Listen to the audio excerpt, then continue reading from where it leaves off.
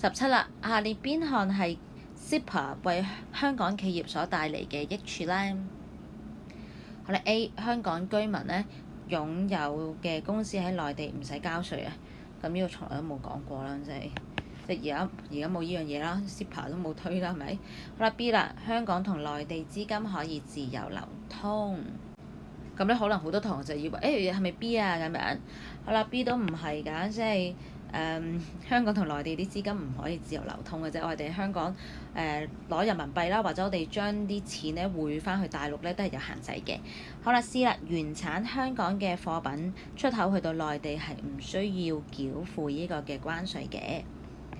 咁就係嘅，咁咧就呢度可能要睇得小心啲啦。呢題其實係講緊原產香港嘛，即係本身喺香港度真係 Made in Hong Kong 嗰啲嘅產品咧，其實我哋出口去內地咧就唔係零關稅嘅。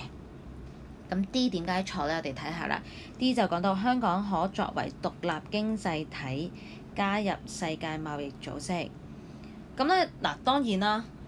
D 其實呢句句子係啱㗎，香港咧係 WTO 嘅成員啦，佢都係用獨立嘅經濟體身份加入 WTO 嘅。